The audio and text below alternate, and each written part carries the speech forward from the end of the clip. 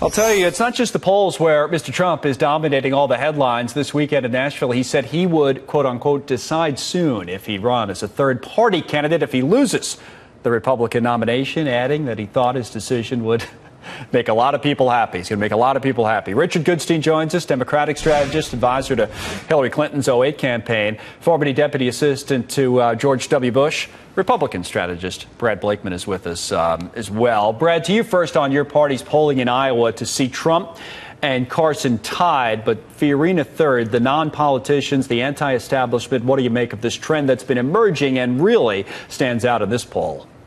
Iowas tend to be contrarians. They like people from the outside, but they don't have a very good track record of actually picking who the nominee of the Republican Party is going to be. Now, having said that, it doesn't surprise me that three outsiders, as you point out, are rising in the polls in Iowa. That creates opportunity for them. But the more serious candidates are really concentrating on New Hampshire and South Carolina, Nevada, and the Super Tuesday states. So Iowa is not the end-all for any candidate in this race. Before I go to Richard, so Brad, you're saying it's not going to be, in your view, or definitely not a slam dunk, but it doesn't sound like you think it'll be a non-establishment candidate nominee. You're going back, one of the establishment figures will step up, right? That's where you are on all this? Mm-hmm. All right. Somebody with experience. At the same time, Richard, these non-establishment, and if you want to call it throwing Bernie Sanders on the Democratic side, some people say, well, he's up in the polls too. There seems to be this want to have somebody other than the old guard in there. What do you make of that? Well, in the national polls, of course, he's not up, right? In every, all the averages of the national polls, on the Democratic side, Hillary Clinton's roughly around 50. He's roughly around 25. So that's not anything that if you were a candidate, you'd kind of hang your hat on. Is he doing well in Iowa today and New Hampshire even? Yeah, those states are tailor-made to him. Look, obviously, he's speaking to something. And there's a kind of a constituency for that on the Democratic side. But we saw this with Howard Dean, a friend of mine, in 2004, and John Kerry ultimately carried the day in terms of being the nominee. I'm like Brad. I wouldn't put too much stock in these polls in Iowa at this point in terms of predicting who the nominee would be, but I pray for Donald Trump's health. Oh, you do? You think? Well, yeah, I know the theory there. I know the whole thing. Either he's a third-party candidate, or if it's Hillary versus Trump, I'm sure you like your chances there. Many of the Democrats do. We'll see, how that plays out. But I think it's interesting that both of you, you've both worked in politics, and some people, well, of course, these guys are going to think that, but both of you agree on the trend that the race is going to follow, that it's going to go back to the establishment. So let's go through that a little bit. Brad first, then Richard. What's going to happen to put us back on that track? Because right now we don't see it.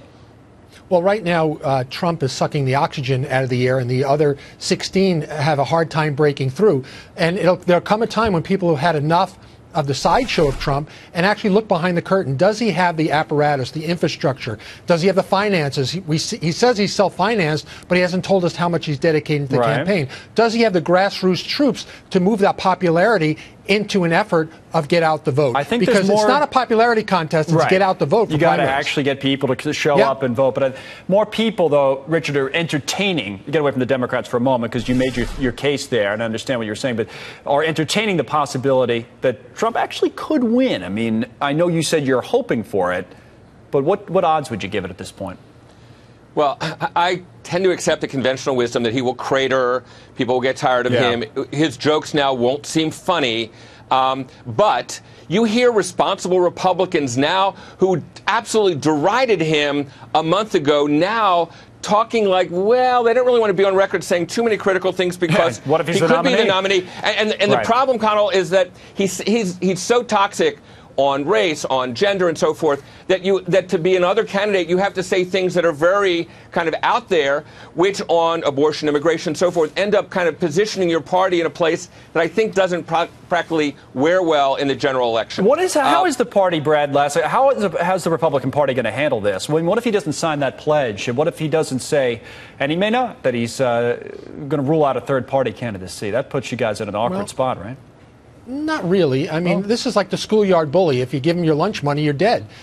You can't cower to Donald Trump because you think he's going to run as a third party. Let the system play out. It plays out very well because it's an objective system. Either you win or you lose. And you have to amass delegates along the way, and it's a long process. So let Donald Trump be Donald Trump. Let the other candidates be themselves, and let the voters decide how this thing is going to play out. I will tell you from experience, Donald Trump is definitely having the frustration of the American people channeled through him. Yes. Whether that can translate into votes remains to be seen.